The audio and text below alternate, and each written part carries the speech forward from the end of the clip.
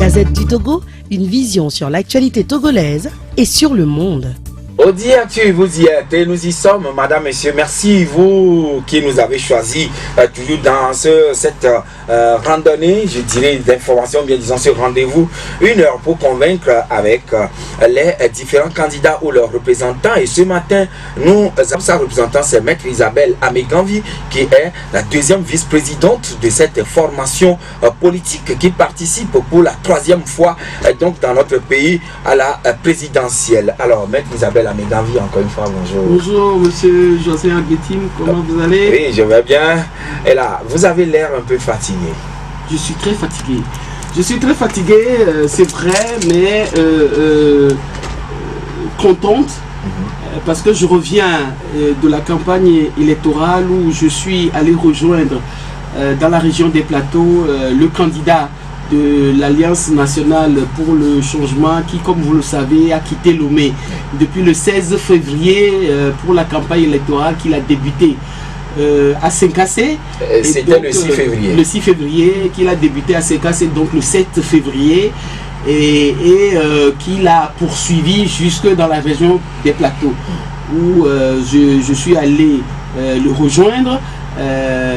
Et bon, comme vous le savez, ça s'est terminé hier par son arrivée dans la région maritime où il a animé un meeting à Tchévier notamment, et puis à Abeti-Kopé avec la caravane qui l'a raccompagné, lui et son équipe, à son domicile à Kodjovia-Kopé.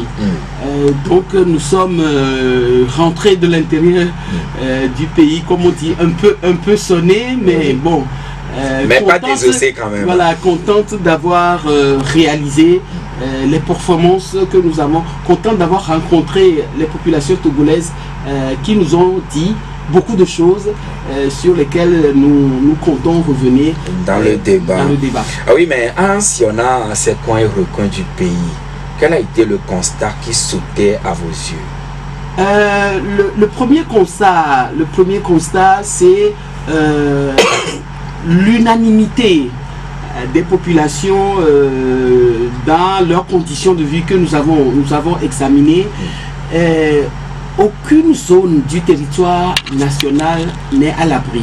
C'est la désolation totale, c'est le manque d'infrastructures, c'est la misère dans laquelle vivent les populations, surtout en ce temps d'harmattan, où, vous savez, avec le dérèglement climatique, l'harmattan est arrivé pratiquement dans ce mois de février, ou surtout dans la région septentrionale, les problèmes les plus cruciaux auxquels sont confrontées les populations, c'est l'accès à l'eau potable, l'accès c'est la saison sèche. C'est la saison sèche, donc le peu de sources d'eau, les sources d'eau ont tari, et donc les populations vivent... Les sources d'eau ont tari, donc des fleuves, des marigots, des rivières? Parce que c'est là-dedans que la plupart des populations vivent.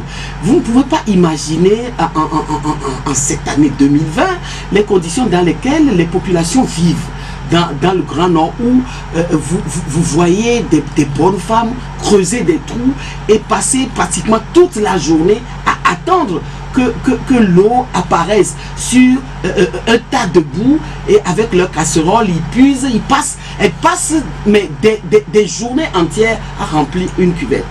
D'une eau qui a tout sauf le qualificatif d'eau potable. Vous avez, c'est toutes les couleurs. Hein. Nous avons ramené à Lomé des spécimens de ces eaux-là, où vous avez certaines eaux qui sont de couleur jaunâtre, d'autres de couleur orange, d'autres de couleur blanche opaque. Ainsi, c'est l'eau que boivent nos populations.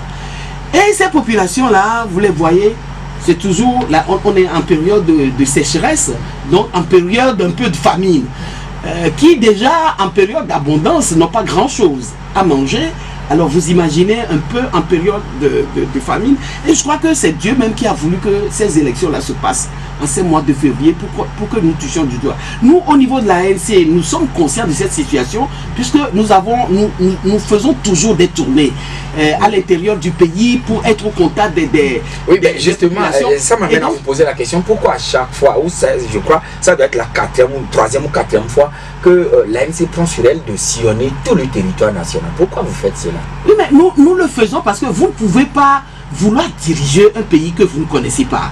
Vous ne pouvez pas vouloir offrir les meilleures conditions de vie à des populations si vous ne savez pas les conditions dans lesquelles ces populations vivent et si vous ne savez pas ce que vous devez faire pour améliorer ces conditions de vie là. C'est pour ça que nous ne voulons pas qu'on nous compte la manière dont vivent les populations. Nous voulons aller voir nous-mêmes quelles sont les conditions de vie de ces populations là et qu'est-ce que nous pouvons offrir pour améliorer ces conditions de vie là. C'est pour ça que nous y allons. Mais lorsque nous avons fait le programme de la campagne électorale du candidat, mais même moi je dis mais quand même monsieur Jean-Pierre Fabre c'est un homme, ce n'est pas un robot, il ne peut pas assurer tout ça. Mais je suis moi-même étonné qu'il a assuré monsieur Joachim Agbetib, il a fait pas moins de 100 et quelques meetings.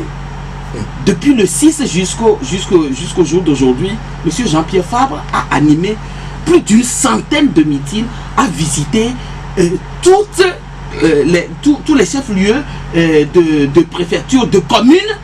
Jusqu'à maintenant, ce n'est pas terminé. Oui. Les 4 jours qui viennent, il attaque la région maritime. Mais toujours en forme, il n'a même pas perdu sa voix. Le secret, c'est... Il a un peu perdu sa voix quand même.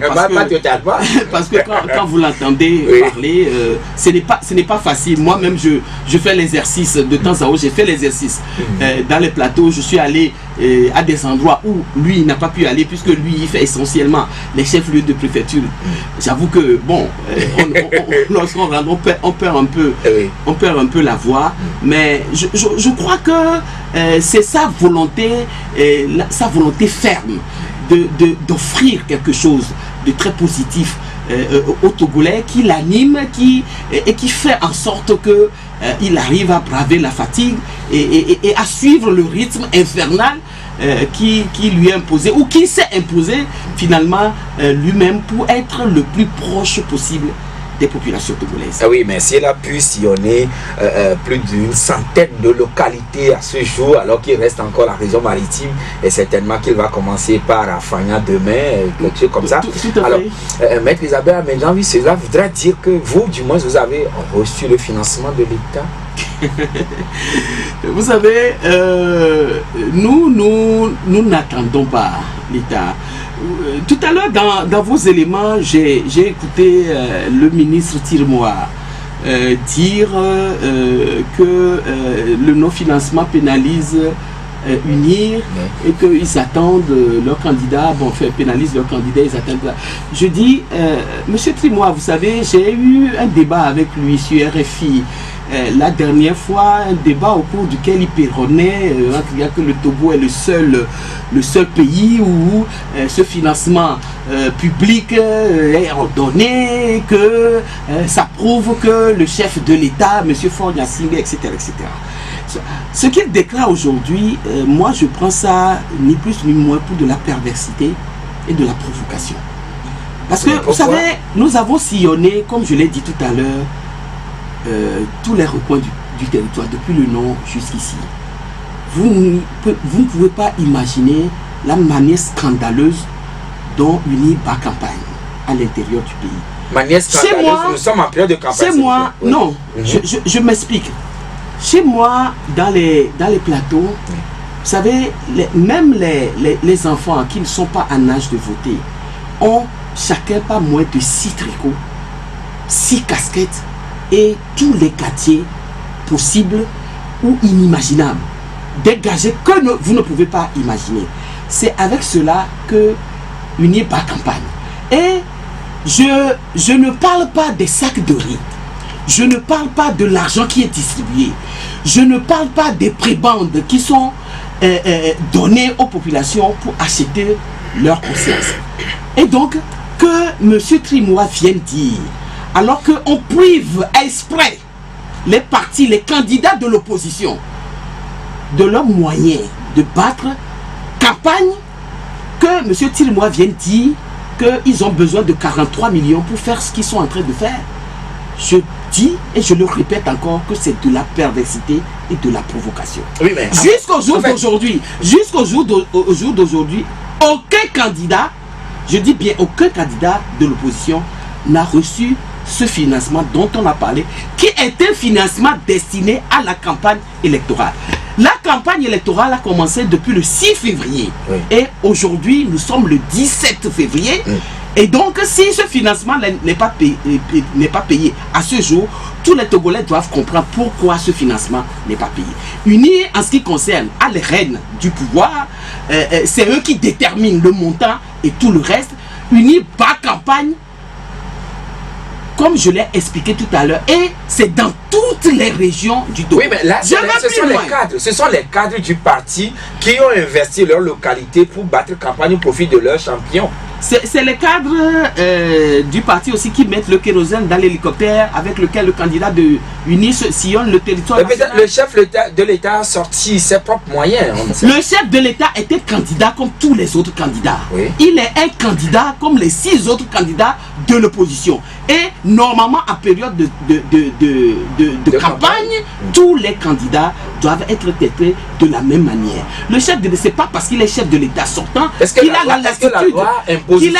Bien sûr qu'il a la loi. Non seulement la loi impose, mais vous savez que la loi fixe une limite au montant qui doit être utilisé pendant la campagne électorale. Or, ne serait-ce que pour l'achat des tricots seuls, UNIL dépasse, et je le dis, UNIL dépasse le montant total fixé et au-dessus de la barre duquel on ne peut pas... Le plafond de 500 millions. De 500 millions. Parce que ce que nous avons vu, monsieur Agbeti, je reviens du terrain, ce que nous avons vu sur le terrain est un scandale.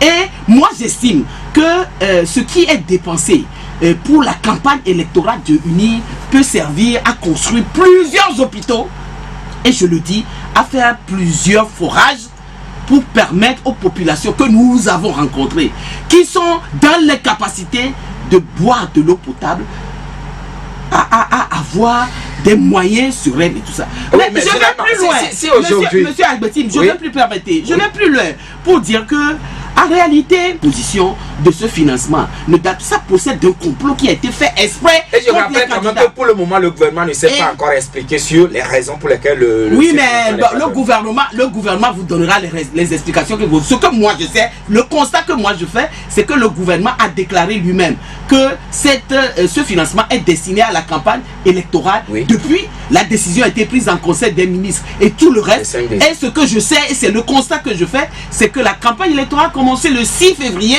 et jusqu'au jour d'aujourd'hui, 17 à 4 jours de la fin de la campagne, ce financement n'est pas payé. Mais monsieur Agbeti, oui. Mais non seulement ce financement n'est pas payé, mais il y a un problème que les Togolais ignorent ou ne savent pas. C'est que... C'est lequel? C'est que vous savez que les locales ont eu lieu en juin 2019. Oui. Et que, conformément aux lois de la République, lorsque vous allez à ces élections-là et que vous gagnez 5% des voix, votre caution vous est remboursée. Vous savez, je suis deuxième sur une liste, notamment de Golf 4, où M. Jean-Pierre Fabre est tête de liste dans Golf. Et vous êtes quand même la première adjointe. Et donc, je suis première adjointe au maire et tout cela. Je suis en train de vous parler le 17 février 2020. Oui. Pour vous dire que jusqu'au jour d'aujourd'hui, les 5%, nous avons eu les 5% au local et jusqu'à l'heure où je vous parle, notre caution ne nous a pas été remboursée à ce jour. Et oui, la caution, je n'ai pas à saisir le gouvernement pour ça. C'est automatique. Parce que ce n'est pas la première fois que nous participons à des élections, monsieur Agbeti. Nous avons déjà participé à des élections, 2 fois nos candidats, présidentielles, législatives, et cette fois-ci au local. Et donc, à chaque fois, c'est le trésor public qui vous par rapport à la CENI et tout ça, qui vous disent, bon, allez chercher votre caution, tout ça. La CENI calcule si vous avez les 5% et donne la liste de ceux qui sont éligibles au remboursement de la caution et vous allez chercher. Jusqu'au jour d'aujourd'hui, Les élections locales sont passées en juin 2019. Nous sommes en février 2020. Les cautions n'ont pas été remboursées à ce jour. Donc, on fait exprès d'assécher financièrement les partis politiques de l'opposition pour les empêcher. Mais, monsieur Agbetim, ce que moi j'ai vu à l'intérieur, ce n'est pas ça qui empêchera les électeurs de sanctionner UNIR, parce que trop c'est trop, et aujourd'hui tout le monde a compris que ce Est-ce que c'est la garantie que les populations vous ont donnée, les populations notamment celles que vous avez rencontrées? Tout à fait, parce que vous savez, ces populations-là sont comme nous, elles vivent le problème que pose ce régime. Parce que ce n'est pas seulement à l'opposition que cela est posé, c'est également aux populations qui subissent les conséquences de la méchanceté finalement. Justement, nous allons revenir maintenant. Madame Isabelle Amigdanvi, le mandat du président de la République au Togo dure 5 ans. C'est ce qui est consigné dans la Constitution de la République. Alors, quels sont les objectifs, les grands axes que l'ANC compte atteindre au bout de ce mandat si les électeurs vous accordaient leur suffrage le 22 février prochain? Vous savez, oui. D'abord, je dirais que le programme de société du candidat de l'ANC a pour titre mes engagements renouvelés pour le Togo. Je m'explique. En 2015, M. Jean-Pierre Fabre, le candidat de l'ANC, a pris des engagements. Et j'explique ce que c'est qu'un engagement qui est différent d'une promesse. Je peux vous faire une promesse, M. Agbetim, pour vous dire, si vous menez très bien cette émission, je vous donnerai un bouquet de fleurs, puisqu'on est en période de Saint-Valentin et tout ça, encore que ce n'est pas moi de vous donner le bouquet de fleurs, mais à votre épouse. Je peux vous faire cette promesse-là, et je ne suis pas tenu de respecter cette promesse. Je peux sortir d'ici et partir et ne pas tenir la promesse que je vous fais. Donc, M. Fabre ne fait pas de promesse aux Togolais, mais M. Fabre s'engage. C'est pour ça qu'il dit mes engagements. Donc en 2015, M. Fabre s'était engagé vis-à-vis des Togolais. Oui. Que si les Togolais lui accordaient leur suffrage, il allait faire un certain nombre de choses. Ce qui s'est passé en 2015, tout le monde le connaît. Et donc cette fois-ci, les engagements faits en 2015, qui n'ont pas pu être tenus du fait que M. Fabre n'a pas accédé à la magistrature suprême, ces engagements-là sont aujourd'hui renouvelés par M. Fabre vis-à-vis des Togolais. Donc il s'agit d'un contrat. Retoucher le fond de son projet de société. Si, tout à fait. Puisqu'il les renouvelle. Quand vous renouvelez quelque chose, ça veut dire que vous l'arrangez, vous l'adaptez au moment. Vous l'adaptez à la couleur et à l'ordre du jour, en réalité. Donc, c'est vous renouveler, vous ne ramenez pas tel quel. Vous renouvelez votre engagement par rapport, parce que entre 2015 et 2020, beaucoup d'eau ont coulé sur les ponts dans la gouvernance d'un pays. Et donc, vous l'adaptez, vous le renouvelez, et c'est ce que M. Fabre a fait autour de 7 points principaux. Lesquels? D'abord, le premier point, c'est reconstruire l'état des droits et instaurer la démocratie et l'état de droit au Togo. Ça, c'est la pierre angulaire même. Vous ne pouvez pas avoir une économie sereine. Vous ne pouvez pas faire un mandat social adapté et autres si vous n'êtes pas dans vous n'évoluez pas dans une atmosphère de respect de la loi, de démocratie et d'état de droit où tous les citoyens, quels qu'ils soient, sont soumis à la loi.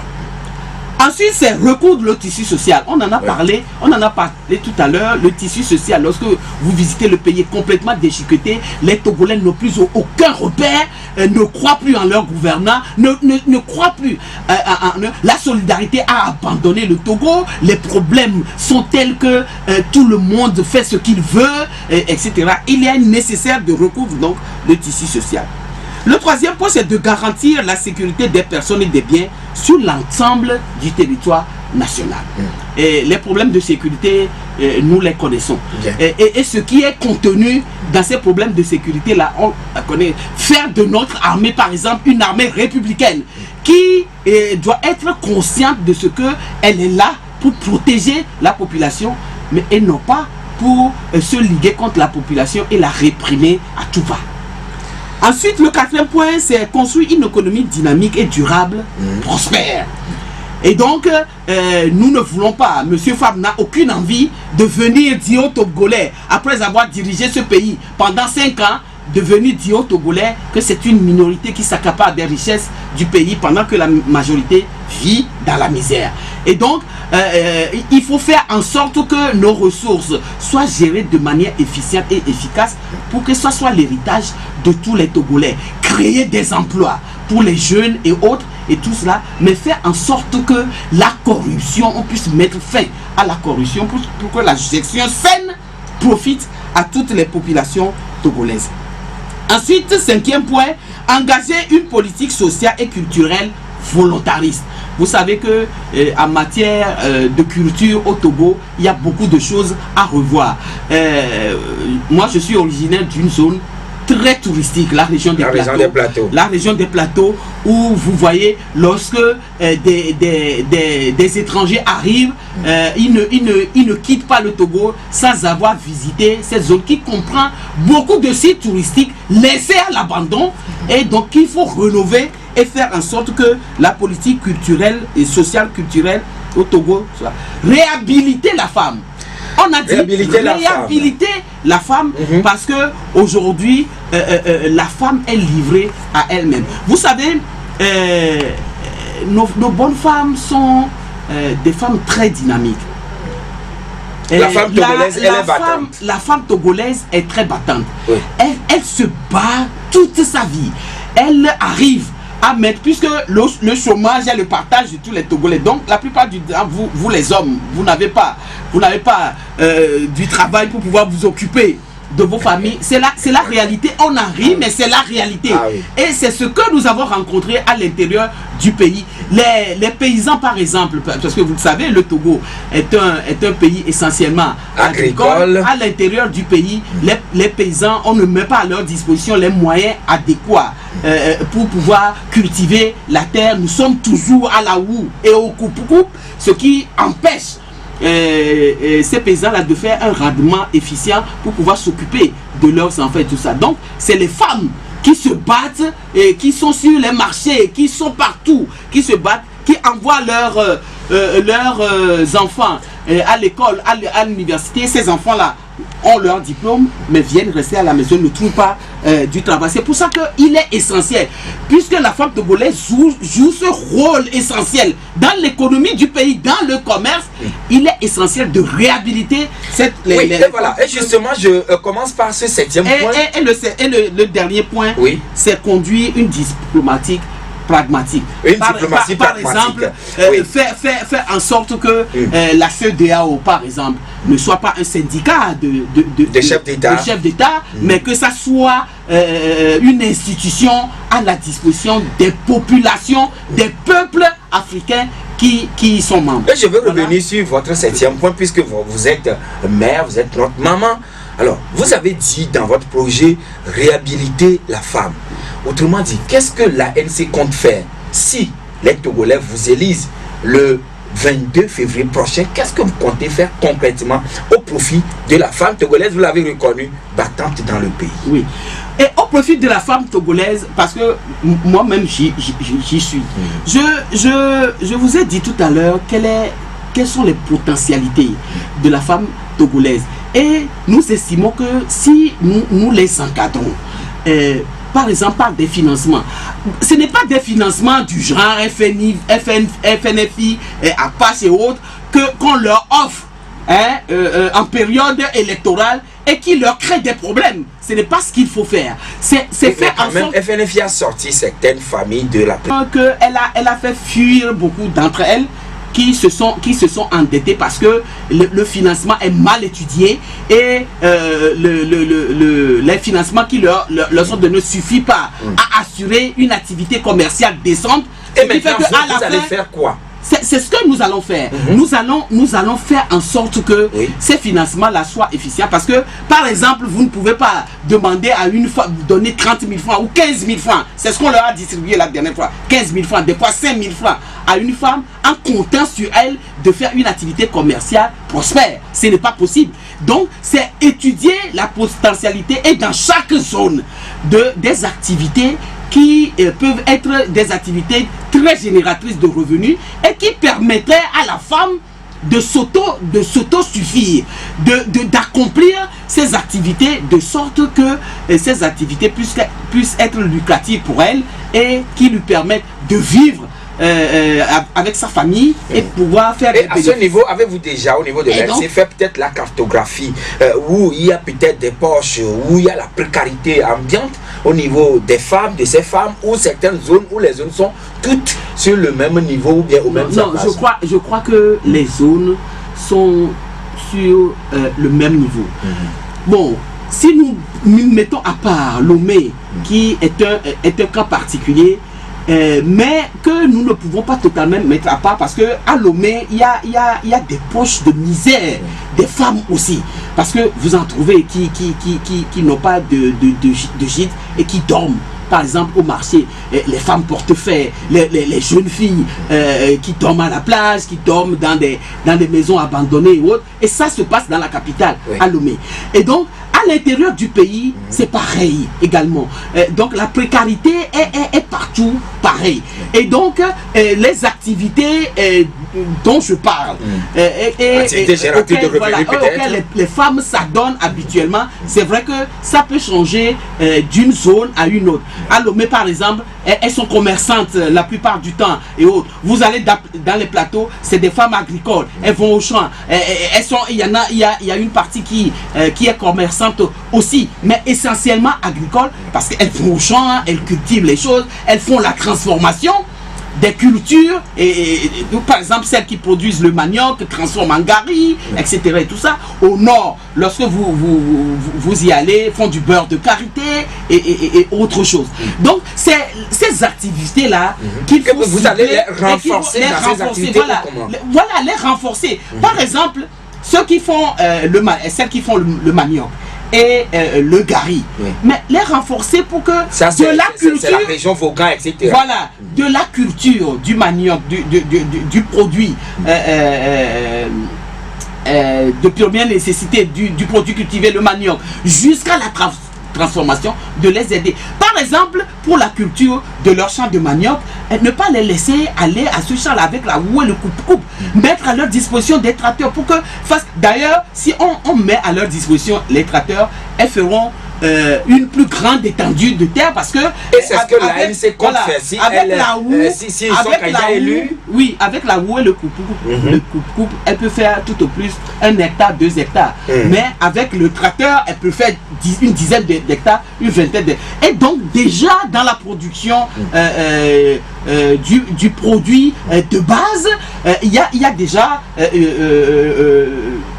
la subvention qui est faite pour que le produit soit plus conséquent et donc dans la transformation aussi cela se verra et donc les revenus seront beaucoup plus conséquents et leur permettraient de vivre. Et nous allons revenir tout à l'heure, Maître Isabelle Ameganvi, sur le volet santé et éducation et également l'emploi des jeunes. En tout cas, ce qui constitue le problème prioritaire aujourd'hui, mais on va marquer la pause pour revenir dans quelques minutes.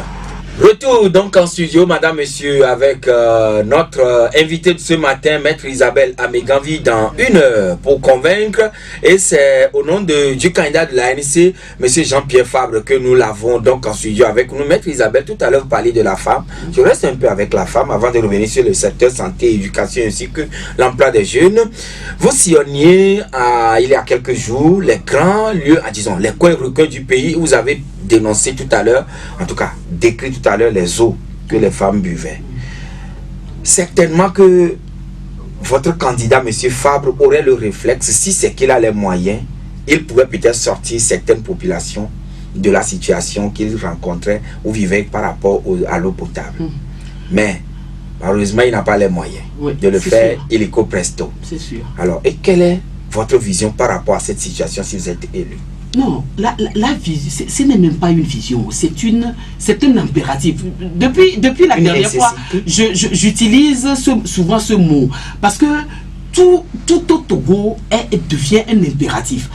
C'est que vous ne pouvez pas compter sur des populations qui n'ont pas le strict minimum à leur disposition. Si vous voulez compter sur la femme pour faire d'elle un outil de développement de sa zone, vous devez la mettre dans les conditions qui lui permettent de pouvoir donner un rendement dans les activités qu'il mène. Et une femme ne peut pas donner de rendement dans les activités si elle ne dispose pas d'eau potable. Et donc, il est impératif que des forages se fassent. Or, je vous avais dit tout à l'heure qu'un forage, je ne crois pas que ça coûte plus de 2 millions. Je ne crois pas que faire un forage coûte plus de 4 millions, par exemple. Si nous exagérons un peu dans les coûts. Et je vous ai dit tout à l'heure, les moyens que mettent UNI à disposition pour acheter les consciences. D'accord. Ça suffirait. Bon. Ça suffirait. Oui, non mais ça suffirait oui. à construire beaucoup de forages. Vous savez, nous avons le pouvoir. Qu'allez-vous faire pour donner l'eau potable aux populations? Qu'est-ce que vous prévoyez faire? Les forages.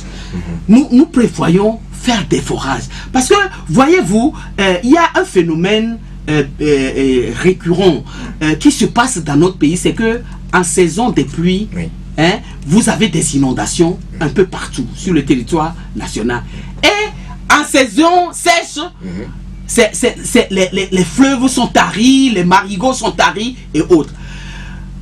Donnons seulement un exemple, parce que vous savez, nous ne comptons pas créer le monde. Nous ne comptons pas créer la roue. Nous comptons faire comme les pays normaux font. Le Burkina Faso, par exemple, qui est un pays voisin du Togo, mais qui est plus proche du Sahara. Donc une zone beaucoup plus désertique que le Togo. Les terres du Burkina Faso sont des terres très arides. Contrairement aux terres togolaises qui sont des terres très fertiles.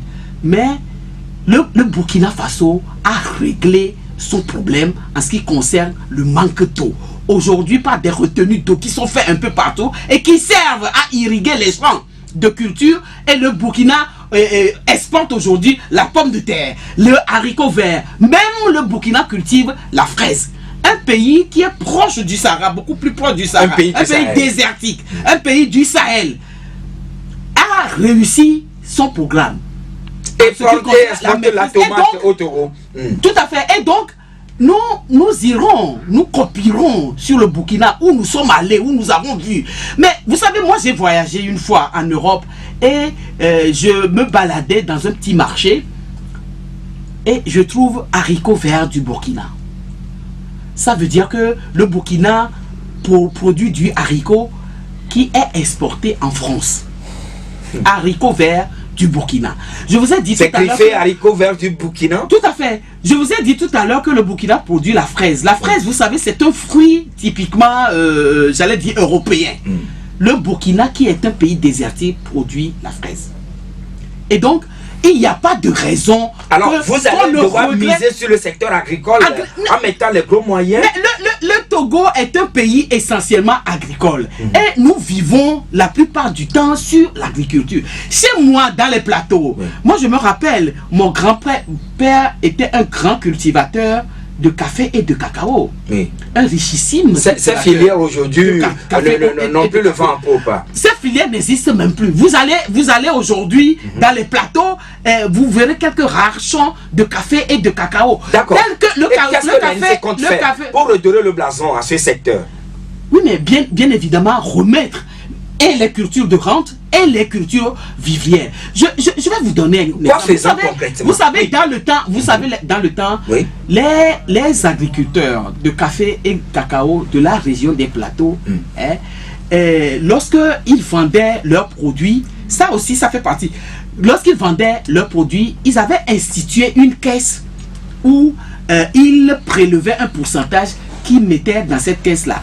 Et c'est cette caisse qui servait à financer la bourse d'études de leurs enfants originaires du Grand Cloto à l'époque. ces fonds-là, cette caisse-là a été, j'allais dire, dissoute. Finalement, quand le régime RPT est arrivé au pouvoir. Cette caisse-là finançait les études universitaires des enfants de ces agriculteurs-là dans cette zone. Oui, mais concrètement, vous ne me dites pas ce que vous comptez faire par rapport à ces filières. Nous comptons réhabiliter la filière des cultures de rente. Ce n'est pas seulement le café et le cacao. Il y a le coton aussi. Il y a le coton, il y a même le palmier. Aujourd'hui, surtout qu'aujourd'hui dans le monde, c'est la culture bio qui est... Moi, je suis allé au Burkina, au Bénin, ici, où de jeunes, très jeunes de votre âge se sont mis ensemble, ont créé des groupements où ils produisent de l'huile de Nîmes qui intervient dans la fabrication de beaucoup de médicaments et qui sont exportés. Et donc, ils cultivent des Nîmes, produisent l'huile, produisent le karité bio, etc. Et qui participent à beaucoup de forats des agriculteurs qui ont lieu dans les pays d'Europe et tout ça, qui surviennent eux-mêmes à leurs besoins. Exemple que vous allez ramener au Togo pour organiser peut-être les jeunes. Bien sûr, monsieur Agbeti, puisque je vous ai dit que il ne s'agit pas de créer la roue. Il s'agit de faire des projets porteurs que d'autres ont essayé et qui marchent. Le problème du Togo, de notre pays aujourd'hui, c'est que de la Skype au PND et autres, nous faisons des projets que nous baptisons de nos pompeux et qui ne servent à rien du tout. Et donc, ce que nous voulons faire, c'est, après avoir vu, après être resté dans l'opposition, parce que c'est ça, ce qui est bien lorsque vous êtes dans l'opposition, c'est que vous voyez ce que fait le pouvoir et qui ne marche pas. Et donc, vous les failles ou les manquements, vous les décelez et vous cherchez à apporter une solution. Donc, la solution que vous apportez, c'est que mis dans la même situation dans d'autres pays, qu'est-ce qui se fait et qu'est-ce qui marche? C'est cela que vous prenez et que vous initiez, que vous prenez à votre compte en l'adaptant à la tout ceci, on ne pourra le faire que quand on est en bonne santé. Alors, par rapport au secteur de la santé, ça, c'est encore le masque. J'ai entendu dire tout à l'heure que le chef de l'État promettait aux femmes la césarienne, la gratuité de la césarienne, la gratuité des soins de la césarienne, etc. Et tout ça. Bon, j'en ai souri parce que moi, j'étais à l'Assemblée nationale quand cette affaire de gratuité de la césarienne était arrivée. On en a fait les choux gras sur les centaines et tout ça et autres et tout. Mais, monsieur Agbeti, allez dans nos structures de soins et revenez me dire si la césarienne est véritablement gratuite. Pas du tout. Il y a le kit qui est toujours là, madame. Il y a le kit qui est là, mais est-ce que le kit est gratuit? Le kit n'est pas gratuit. On contribue à hauteur de 10 000. Donc, c'est pas gratuit. Si on contribue à hauteur de 10 000, ce n'est pas gratuit. Ça veut dire que c'est subventionné, mais ce n'est pas gratuit. C'est ça le problème du Togo. On a parlé de l'éducation gratuite, etc. et tout ça, mais vous y allez. L'éducation gratuite que nous avons connue quand nous étions des enfants de l'école primaire, c'est la gratuité de l'école. Vous ne payez rien, vous ne payez pas de décollage, mais en plus de cela, on vous offre les fournitures et l'uniforme que vous portez. C'était ça l'école gratuite à l'époque. Et donc l'école gratuite dont on parle aujourd'hui, où il est demandé en dehors il est demandé de contribuer au paiement de la craie, il est demandé de contribuer en tout cas des cotisations parallèles, voilà, les cotisations parallèles et tout ça. Oui, compte tenu des besoins de l'établissement, et l'État n'a pas les moyens de prendre tout en charge, vous savez. Oui, mais l'État, il suffit seulement, tout ce que je suis en train de vous dire, monsieur Agbeti, vous savez, je l'ai dit tout à l'heure, j'ai été à l'Assemblée nationale pendant 5 ans, pour ne pas dire 6 années, où nous avons analysé les budgets de l'État. Je suis venu dans vos studios ici pour expliquer à chaque fois où le projet de budget était sur la table de l'Assemblée nationale, sur le combat que notre groupe parlementaire a mené contre les budgets de l'État. Moi, je vous dis que des choses concrètes seront faites, pourraient être faites pour les populations, si seulement, par exemple, nous diminuons le train de vie de l'État. Tout ce Donc, dont je... maintenant, tout si ce Fabre dont- est élu, tout ce devons-nous comprendre que si Jean-Pierre Fabre est élu le 22 février prochain, vous allez diminuer le train de vie de l'État au profit donc du secteur de la santé? Parce que vous savez, lorsque vous êtes habitué, par exemple Fabre, il est habitué à voyager, à aller à Djakpanga en voiture. Il n'y va pas en hélicoptère. Il n'est pas habitué à y aller en hélicoptère. À Djakpanga, le 6e continent, comme nous l'avons surnommé, il y est allé encore la dernière fois. Et à chaque fois qu'il y va, les populations sont surprises que lui, il puisse partir de Lomé, venir jusque-là. Il est allé là-bas. C'est-à-dire que, à un budget, nous sommes venus ici vous dire que les frais d'électricité de la présidence de la République, c'est un véritable scandale. Et donc, diminuer le train de vie, où je peux vous garantir que lorsque nous avons intégré l'Assemblée nationale en 2013, de 2013 à 2018, où nous quittons l'Assemblée nationale, le budget de la présidence de la République a augmenté à chaque année de plus de 5 milliards de francs. Alors, j'estime que ces 5 milliards d'augmentation peuvent servir à construire des unités de soins, à des retenues d'eau ou des forages. Donc, M. Jean-Pierre Fabre à la présidence va réduire le train de vie et construire des hôpitaux, en tout cas des unités de soins périphériques à Djarpanga et dans d'autres localités. Et rendre les produits de première nécessité, les produits de soins de première nécessité gratuits. Et quand je dis gratuit, je parle de la vraie gratuité, pas de la gratuité qui est galvaudée sur les chaînes pendant que des frais parallèles sont prévus. Et maintenant, par rapport à l'emploi des jeunes, qu'est-ce que l'ANC prévoit, ou disons le candidat de l'ANC compte faire? D'abord, il faut faire le constat que aucune politique n'est faite à l'endroit de la jeunesse aujourd'hui, de sorte que notre jeunesse est livrée à la débauche, à la drogue. Donc vous dites que le président sortant n'a rien fait surtout dans ce domaine? Ce n'est pas moi qui le dis, monsieur Agbetine, c'est le constat qui est fait. Allez dans les villages, vous verrez, les jeunes sont livrés à la drogue, les jeunes sont livrés à l'alcool, et pour ceux qui s'en sortent, ils sont là à faire du sémillant. Le taxi moto est devenu l'activité principale de nos jeunes aujourd'hui. Et sur ces taxis moto, vous avez des jeunes qui ont la licence, qui ont leur master, qui ont des diplômes et qui, faute d'emploi, s'exercent à ce métier-là à défaut de trouver mieux à faire. Et maintenant, Jean-Pierre Fabre, président... Il est clair que, d'ailleurs, Jean-Pierre Fabre travaille aujourd'hui avec beaucoup de jeunes qui ont des idées, mais vraiment géniales de projets. Il suffit de les cadrer, il suffit de leur servir de repère, il suffit de les financer, il suffit de les orienter vers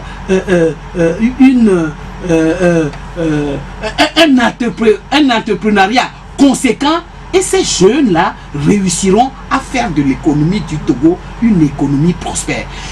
Il ne s'agit pas d'attendre tous les 5 ans, d'aller leur distribuer 5 000 francs, 6 tricots, des casquettes, et d'aller leur demander de se déverser sur le territoire pour battre campagne pour quelqu'un qui n'a aucun projet déterminant à faire pour eux.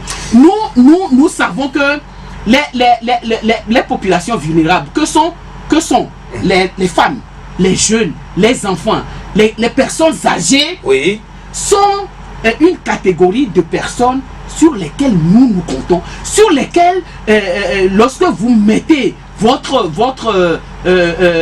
confiance et autres, vous ne serez pas dessus, parce que ils offrent des opportunités de faire avancer, de faire développer le pays. Il suffit seulement de les aider à y arriver, et c'est ça que l'ANC veut faire à travers son candidat Jean-Pierre Fabre, s'il est élu le 22 février prochain. Et nous allons maintenant permettre aux auditeurs de pouvoir intervenir pour quelques questions à notre invité. Le premier auditeur en ligne, c'est Pelé. Bonjour Pelé.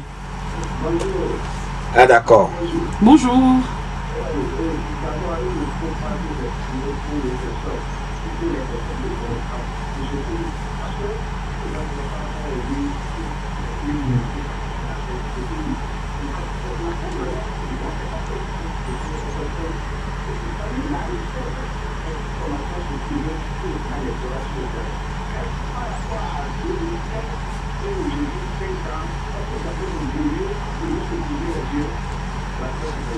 D'accord, bien noté. 92 02 80 63 22 21 80 99. Il semble que elle ne travaille pas. Nous allons accueillir quand même sur le GSM. Allô? Bonjour, bonjour cher ami, c'est monsieur? D'accord, la question est close.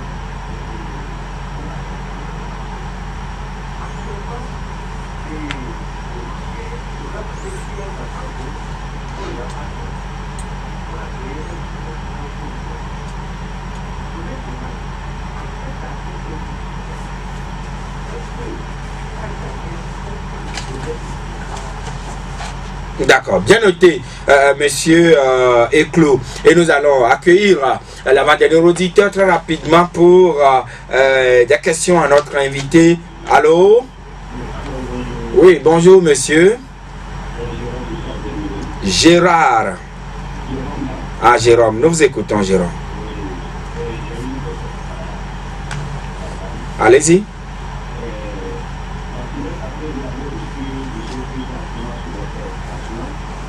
Pas ici.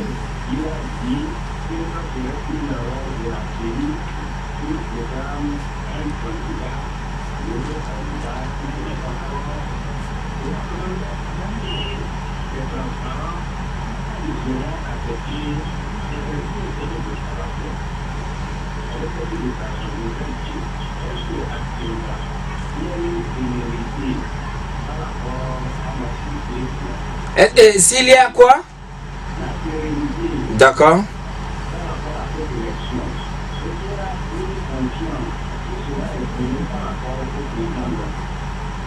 D'accord.